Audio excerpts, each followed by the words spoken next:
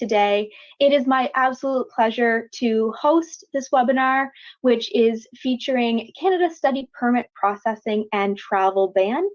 Today is an update for India. So thank you again for joining us. And we are going to now walk you through some details about this webinar. So moving into our agenda, it is my absolute pleasure to announce who our panelists are for today. So we have Alina Balboa kicking us off this morning, this afternoon, this evening. Alina is the first Secretary of Migration for the High Commission of Canada. So Alina will be kicking us off with an update on travel restrictions and study permit processing. We'll then move into her Q&A. So like I mentioned, make sure you're getting those Q&A questions in early. We will have that first Q&A period in about half an hour. And then following Alina, we'll get to hear from ApplyBoard's own CMO and co-founder, Mehdi Basiri, who will be talking through some study permit trends. Following Mehdi's presentation, we'll have another Q&A, and that will close out our session.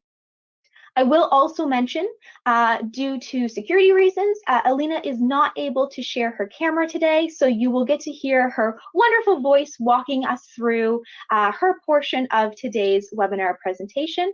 So with that, Alina, it's over to you to speak to travel restrictions and study permit processing. Thanks so much, Amy. Okay, so good afternoon to everyone from New Delhi. Good morning to those who are in Canada. Thank you very much to ApplyBoard for organizing this event, and thank you for the audience for tuning in. So as Amy mentioned, my name is Alina Balboa. I am the Students and Workers Unit Manager here at the High Commission of Canada in New Delhi, India, also for Secretary of Migration. In today's presentation, I will share with you the latest updates on travel restrictions, exemptions, and study permit processing updates. The contents of this webinar are valid as of today. So for the most current information on IRCC processes and travel restrictions to Canada, please visit www.canada.ca/immigration. Links to our social media pages will be shared with you at the end of the presentation, and I strongly recommend that you scan the QR codes being provided, as they will provide you with more important information. To protect Canadians from the outbreak of COVID-19, the Government of Canada implemented travel restrictions that limit travel to Canada. So since November 21, 2020, if you are flying to Canada as your final destination, you must use the ArriveCAN app to submit your travel and contact information, your quarantine plan details, and your COVID-19 symptom self-assessments. There are 4 mandatory COVID-19 testing requirements for those departing from India. You must provide one of the accepted types of tests and not an antigen test, and keep proof of those test results for the 14-day period that begins on the day you enter Canada. The first test happens before you even get on your flight. All travelers 5 years of age or older, regardless of citizenship, must provide proof of a negative COVID-19 molecular test result. Even if you've already received the vaccine, you must still provide a valid test result. It does not exempt you from this requirement. You must take the test within 72 hours of your scheduled departure time of your flight. Under the current direct flight ban to Canada, so there are no direct flights that will fly between India and Canada up until September 21st. Those choosing to transit to travel to Canada by transiting through a third country, you will be required to take a COVID-19 molecular test in that transit country before you would be permitted to board your flight to Canada. Like your first test, this test must be taken within 72 hours of the departure of your flight. Upon arrival in Canada, you may be required to undergo a third COVID-19 molecular test, and travelers will also be required to reserve a government-authorized hotel for 3 nights prior to departure in Canada. You'll stay in this hotel while waiting results of your second COVID-19 test. Note that the cost of the hotel is your responsibility, and it includes food, security, transportation, and infection prevention and control measures. You'll need to present proof of having reserved and prepaid your accommodation through the ArriveCAN app. Travelers will still be required to complete the remainder of their mandatory 14-day quarantine after their mandatory hotel stopover. Your 4th test will occur on day 8 of your quarantine period. You'll receive instructions on how to do this test when you arrive at the port of entry. As of July 5th, certain exemptions have been introduced for fully vaccinated travelers. So those who meet the requirements may be exempt from quarantine, hotel stopover, and day 8 testing requirements. Pre-entry arrival tests are still required. As of September 7, all foreign nationals who qualify for the fully vaccinated traveler exemption will be permitted to travel to Canada for discretionary travel. All travelers must use the ArriveCan app to enter proof of vaccination, quarantine, and travel information. You may qualify for certain exemptions to quarantine and testing requirements if you're eligible to enter Canada, if you're asymptomatic, if you meet the Government of Canada requirements of fully vaccinated travelers, and you meet all other entry requirements, including entering your information in the ArriveCan app before arrival. To be considered fully vaccinated, you must have received a full series of an accepted COVID-19 vaccine or a combination of accepted vaccines.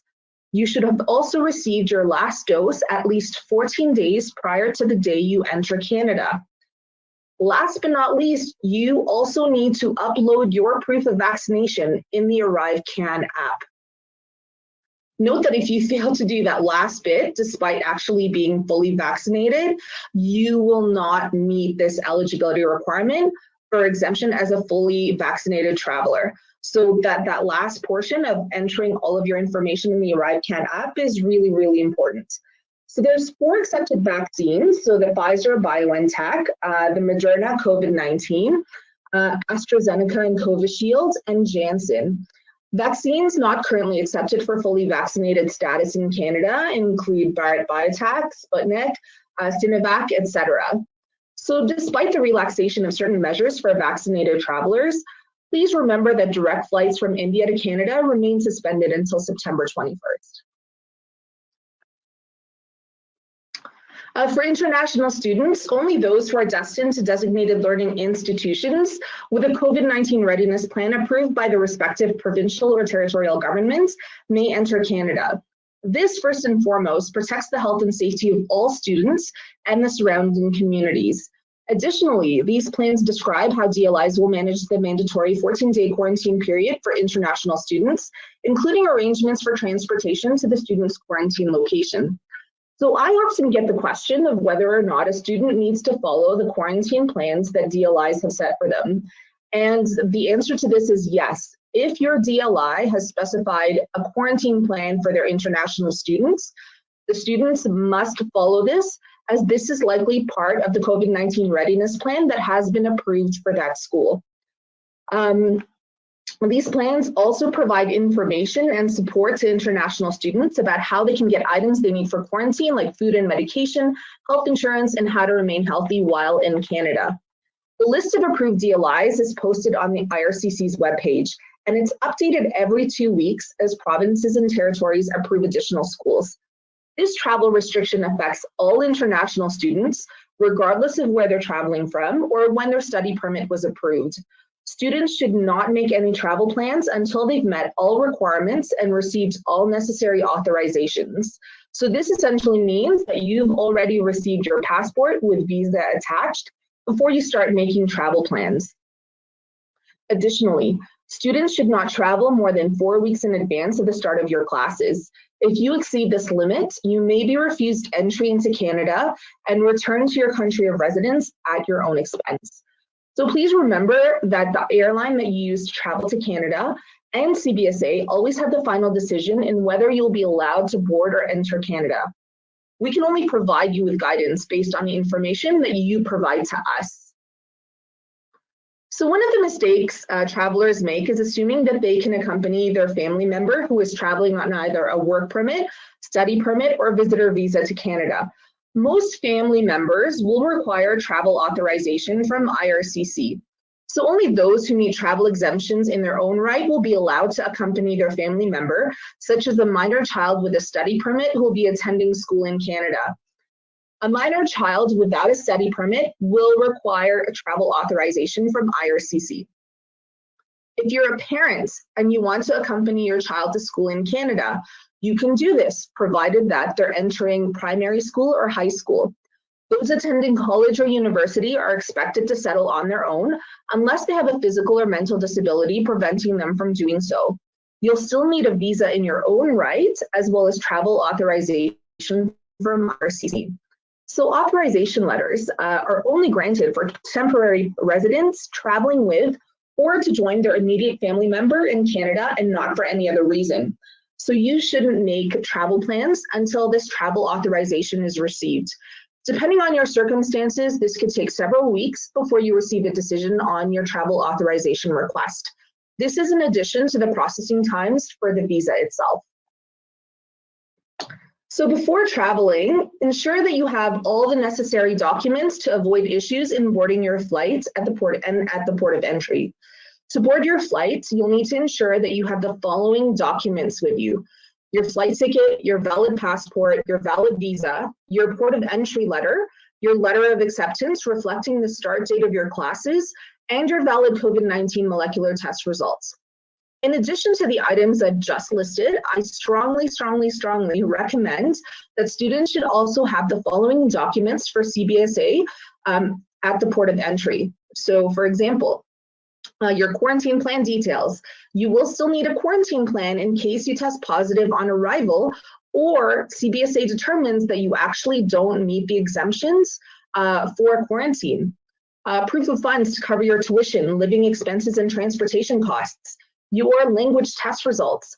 And if your program has already started, which is the case for a lot of students lately, evidence that you've actually attended a previous semester or however many semesters you've already completed online. So COVID-19 not only changed the way we travel, but also the way we process applications. There have been some impacts on processing as a result of the pandemic, such as online applications are the only types of applications accepted at this time. So this means you can apply for any type of visa, such as student, visitor, or worker online. However, priority will be given to those applicants who meet travel restriction exemptions. Mandatory online application is actually a good consequence of the pandemic because this allows us to continually process applications across our network through work sharing of this caseload until our operations normalize. When applying online, ensure that your name and date of birth are exactly as shown in your passport. We're seeing a lot of cases where, for example, a name is incorrectly entered in the biometrics instruction letter, and this prevents the student from submitting their biometrics. These errors take time to correct, and they will delay processing. On the IRCC website, published processing times are no longer accurate since we're prioritizing applications for people who are exempt from travel restrictions. We're unable to provide specific processing timelines and can't offer a response to any questions on the turnaround or processing of applications at this time. We will contact applicants only when there's an update regarding that application, so please be patient. We encourage applicants to monitor their online accounts, watch our website for updates, and follow us on social media for updated information. IRCC Delhi also continues to operate at a limited capacity as necessitated by the pandemic.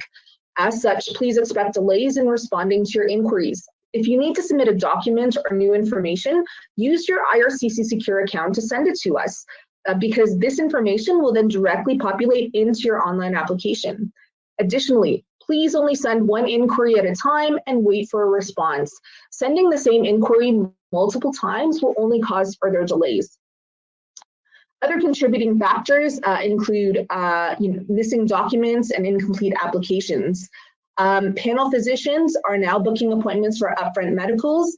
If you submitted an online application without an upfront medical, you need to wait for an immigration medical examination form, also known as an IME, to book your appointment. This means that it may take longer for you to complete your medical exam or to obtain supporting documents you need for your application. However, you must submit the missing documents as soon as possible because we will not be able to finalize your application otherwise. If submitting an application with missing documents, I strongly recommend you provide an accompanying letter indicating what is missing and when you intend to submit them. For certain key items like language test results, transcripts, diplomas, or degree certificates, you should not submit your application until you have these documents, as your application might be refused. And as you're likely aware, we've taken a phased approach to providing services at the VACs. After being closed for an extended period of time due to the pandemic, a lot has changed because we take the health and welfare of our clients and staff very seriously. So we ask you to please be cautious, not to crowd around the VACs, and come to your biometrics appointments alone. So in the next slide, we'll look at more details on some of the changes at the VAC. So as you know, VACs has slowly resumed operations. As of July 19, VAC passport submission web form went online, enabling all holders of passport request letters to submit their passports.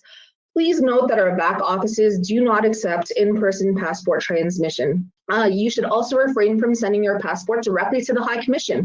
Otherwise, we will return it to you at a later date without a visa. So please be patient and kindly wait for your courier service booking to be confirmed. Also, please note that all visa applicants who hold biometrics instruction letters may book a biometrics appointment at a VAC in India using the online booking tool on the VFS Global website. Biometrics appointments are free. Given the current pandemic delays, you may use expired BILs to book a biometrics appointment at this time. When using the VAC online booking tool, a visa applicant holding a BIL may book only one appointment. Attempts to book additional appointments are not permitted and delay processing requests for other applicants. Please scan the VAC QR code on your screen, and many of your questions will hopefully be answered through there. Once scanned, the document will continue to be updated on your phone if and when IRCC updates that information. There's no need to continually scan this QR code again. So I'm sure there's a number of you to whom this study permit process is very new. So let's go over some of the basics. For your submission to be considered an actual application, but not necessarily complete, you need to submit upfront the following documents. So number one, the application forms. We don't have an application unless you've submitted all the required forms. There's the application for a study permit and the family information form. And if you're less than 17 years of age, you also need to submit a completed custodian declaration to indicate who will be caring for you when you're in Canada. And if you decide to use the help of anyone with your visa application, you should also declare this by submitting a use of rep form. Number two is fees. Lately, we've been seeing a number of applications missing fees, whether it's the processing fee or the biometrics fee. You need to submit both fees up front. This means a fee receipt for a total of 235 Canadian dollars. 3 and 4 are the passport photos and a copy of your passport. Number 5 is a letter of offer of acceptance from a DLI in Canada. So this should usually be an unconditional LOA.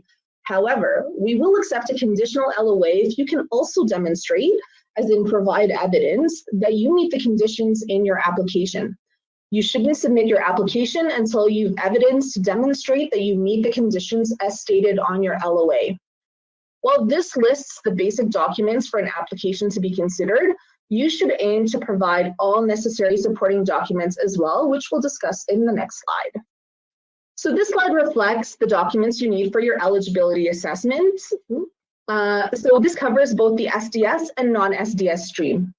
For SDS, you need a valid LOA, IELTS test results demonstrating 6.0 in each band, a receipt or documentation that tuition has been paid for the first year, including all scholarships and grants, a receipt for GIC for 10,000 Canadian dollars. This covers your living expenses for your first year, your most recent school transcripts, and if you're a Quebec-bound student, a CAQ.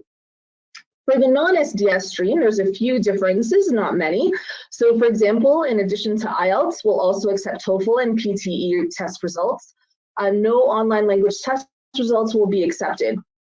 And instead of a GIC and paying for a full year tuition, you need to show liquid funds to pay for tuition, living expenses, and transportation for the first year of school, plus an explanation and evidence of how you intend to pay for all of the remaining subsequent years of school without relying on working in Canada. Additionally, I strongly recommend that you submit a statement of purpose to explain why you've chosen that program of study, why you've chosen Canada, and to explain your financial plan to pay for all of your years of study. Note that if you're unable to submit a required document, such as an upfront medical, your application will be moved to the non-SDS stream. I strongly recommend that you only submit your application once you have all of the documents required for your eligibility assessment. failure to provide a required document may result in the refusal of your application. In the next 2 slides, I want to provide you with information about medical examinations and tuberculosis. We sometimes find that applicants are reluctant to complete their medicals because of fear of refusal. So let me allay some of those fears now. All permanent resident applicants and temporary resident applicants, so that includes study permit applicants, who will be staying in Canada for more than 6 months require a medical exam. Only designated panel physicians are able to conduct your immigration medical exam. And you can find a list of those physicians on our website. So note that the panel physician doesn't make any decisions on your medical exam. They basically conduct the tests and send those results to us, and we have our own staff who assess those results and make an assessment. If there's a problem with your medical, we will contact you in writing. So please be patient while we assess your medical exam through your application process. So when can you take your exam? You have 2 options. You can either do it before you submit your application, and this is called an upfront medical. To arrange this, all you need to do is contact a panel physician directly to make an appointment. And honestly, this is what I recommend everybody to do to speed up the processing of your application, is to do an upfront medical with all of your applications. Your other option is to wait until after you submitted your application. So if you choose this route, you must wait for IRCC to send you instructions to be able to do your medical exam. Once you receive these instructions, you'll have 30 days to comply with them, and then failure to do so may result in a refusal of your application. So here's a little bit of what you can expect during your exam. So you'll be asked to complete your medical history questionnaire, which will ask you about previous or existing medical conditions. We'll also ask you about any medications you might be taking. And then there's the physical examination with the doctor and medical clinic staff who will conduct things like weighing you, measuring your height, checking your hearing, your vision, taking your blood pressure, etc. You have the right to a chaperone at any time during your medical exam, and you can ask the medical clinic to have a staff member in the room or stop the exam at any time to ask questions about what the doctor is doing. You can also stop the exam at any time and ask for a chaperone, even if you've refused one at the beginning of the exam. And of course, if you have any questions or feel uncomfortable with any part of the exam, please ask the panel physician to stop and tell them about your concerns. So you should also note the following. Chest x-rays are mandatory for all applicants 11 years of age or older. And urine and blood test is mandatory for all applicants aged 15 and older. The blood test is to check for HIV, syphilis, kidney, and liver functions. When you arrive, the panel physician or clinic staff will ask you for identification to confirm your identity. If you're referred for an x-ray or other tests, you may be asked to present your identification again when you go for those other tests. And of course, your photo will also be taken for our records. After your exam is done, the panel physician will send the results electronically to IRCC, and this usually takes between 2 to 3 days before it gets recorded in your immigration file. But note that it could go up to 10 days, so please be patient. And in case additional tests are required, we will let you know about them. During the medical exam, you'll be tested for tuberculosis or TB. If the doctor finds signs of tuberculosis, you may be asked to do additional tests to determine if your TB is old and inactive or if it's still active. We usually refer to this as medical furtherance. In most cases of TB, TB is old and inactive, and your medical can be finalized immediately. In a very, very small percentage of patients, TB can be active. And in those cases, it's important to note that anyone can get TB because it's transmitted through the air when that infected person coughs, speaks, laughs, or sneezes. And since TB is contagious, it's important that you get treated before you travel. So if you have TB, you will not be barred from going to Canada. However, you will need to be fully treated before you actually are able to travel. And TB can be treated, but it's really important to complete the full treatment. So if you don't complete the full treatment, you can develop a form of TB that's more difficult to treat, and you can infect the people around you, and especially those that you love. You'll be given the opportunity to go through a drug regimen to clear yourself of active TB before your medical assessment is finalized. So just because you've been detected with active TB, it doesn't mean a refusal right away. We will give you the option to do this drug regimen to clear yourself of the active TB before we assess your medicals. This is going to be part of the medical furtherance instructions that will be provided to you in writing. So note that you need to follow these instructions as soon as possible, or you may deem medically inadmissible or refused for non-compliance. And since we're on the subject of medicals, it's extremely important for you to know that your medicals must be valid at the time of travel. So for your knowledge, all medicals are only valid for 1 year from the date of your medical assessment, which is the date your IME is assessed in our system. You can check for this IME assessment date in your IRCC Secure account. This means that if more than 1 year has elapsed, you must complete a new medical if you have not yet traveled to Canada, and even though you already have a visa. Note that even though you have a valid visa, it will be deactivated if your meds are expired. This only applies to students who have not yet used their visa to travel to Canada. If you already used your visa and have returned to India for a short vacation in between semesters, you do not need a new medical to travel back. So let's go over the process of what you need to do. So check the original medical form and look at the date of when you completed your medical exam. If more than 1 year has elapsed or will elapse by the time you're ready to travel, you need a new medical. To start, you need to contact your local panel physician and book an appointment for an upfront medical exam. You'll receive a document entitled e-medical and has the following information. So it has a UMI barcode, your photo, your personal details, and the date of your visit. You don't need to send this document to IRCC because the panel physician will send it to us electronically. Now, this is really important because we get a lot of questions about this. You will never see this medical update in your online secure account because your application is officially closed. However, we will associate the medical to your client profile in the background. Once this is done, we will then reactivate your visa. Be advised that this process can take up to 4 weeks. So you should not travel until at least 4 weeks after your new medical was completed and when you receive notification from IRCC that your visa has been reactivated. So many of you still have questions about working in Canada and how the current changes may affect your opportunity to be employed. So why is the PGWP important for so many students? So work experience provides a better opportunity to gain the language skills and work experience required to apply for permanent resident status in Canada.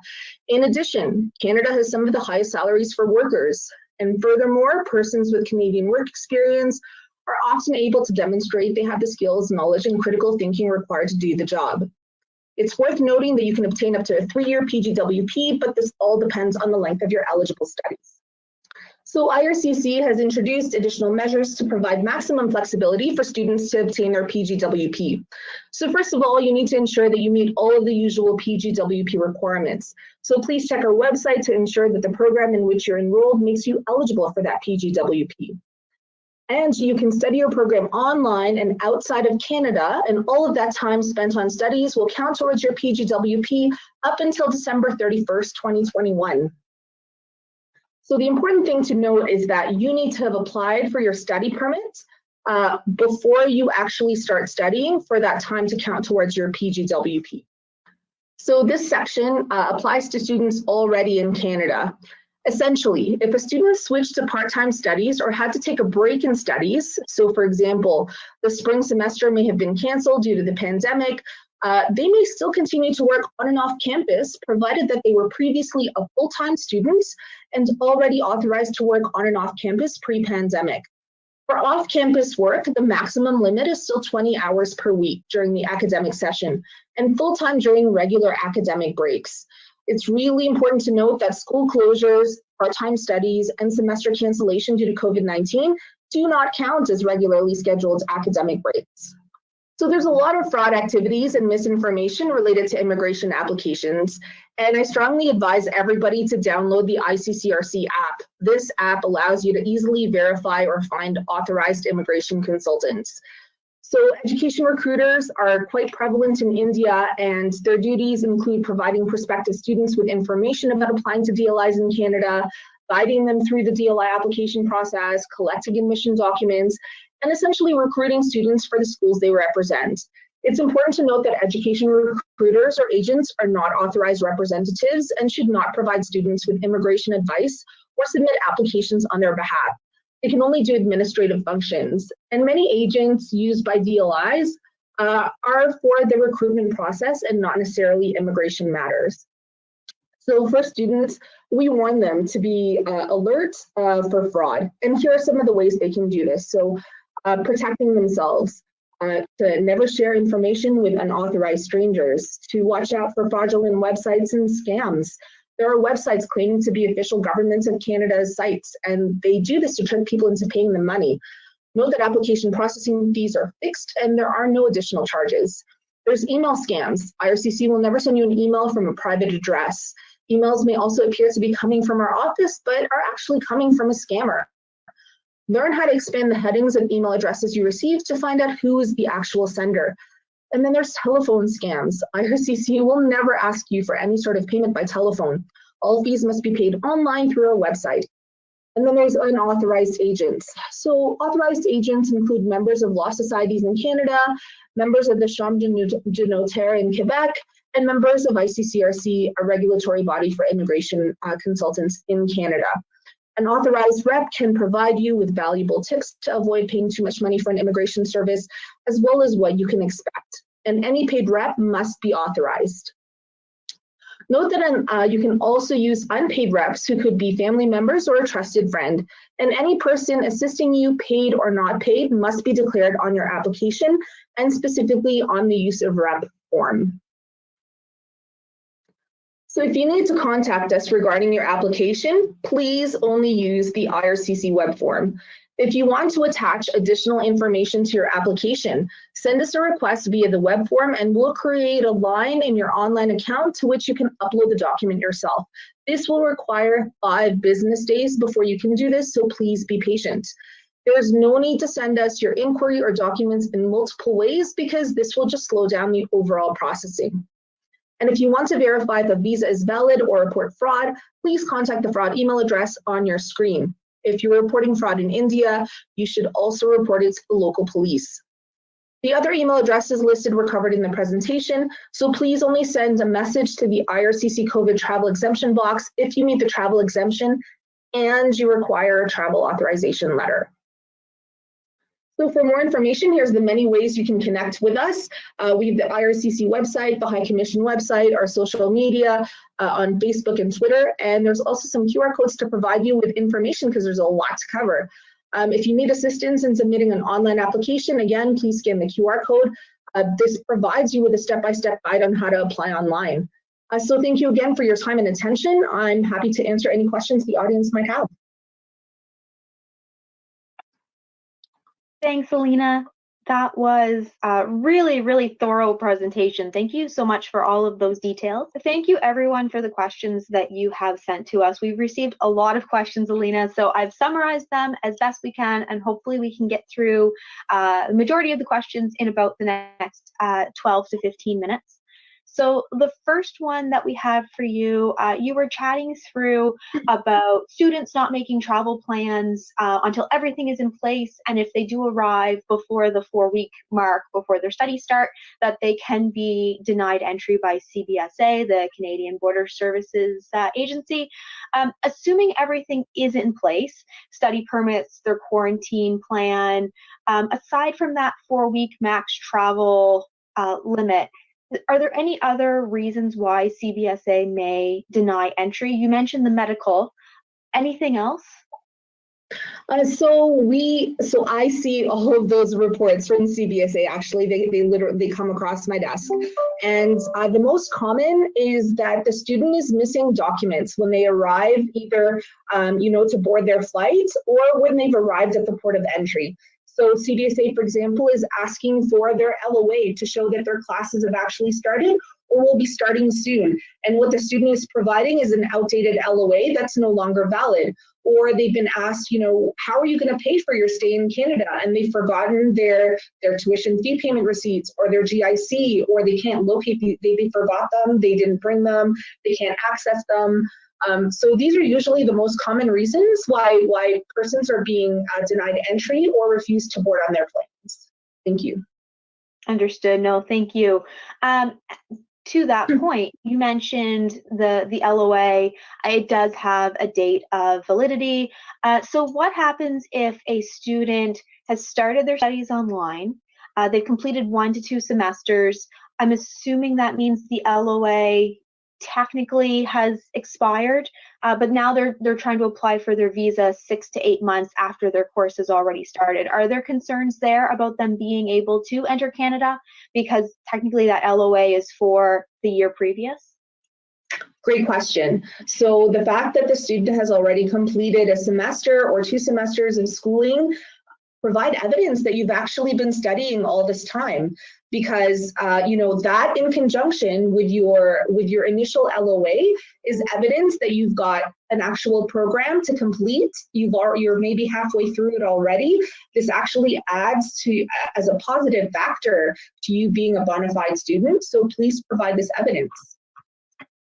Okay, perfect. And I know in one of those previous slides, you included the list of all the documents, all the details that are required to not be denied entry. So I encourage anyone who's rewatching this presentation to take a look at that list and make sure you are helping your students prepare with all the documents they need and making sure they're checking those boxes and not leaving anything to chance, because this is definitely a process. If we've learned anything you want to prepare for, you want to make sure everything is ready to go before you're trying to get into Canada. Perfect. Thanks, Alina. According to some of our attendees on the line today, those biometrics appointments you were speaking about are hard to come by. Any suggestions for how to obtain one of these? You mentioned they're free, which is great. But as a second part to that question, when should that process be started? When should the biometric appointment be made to further be able to get that successful study permit? So number one, you won't be able to get your biometrics instruction letter until after you've submitted your application. So once you've submitted your application and your fees are logged into the system, so you'll also need to make sure you pay the biometrics fee, you'll get the BIL, the biometrics instruction letter, a 3-year IRCC online secure account automatically within 24 hours of applying. And you'll need this BIL to apply for your appointment using the online booking system in the VFS website.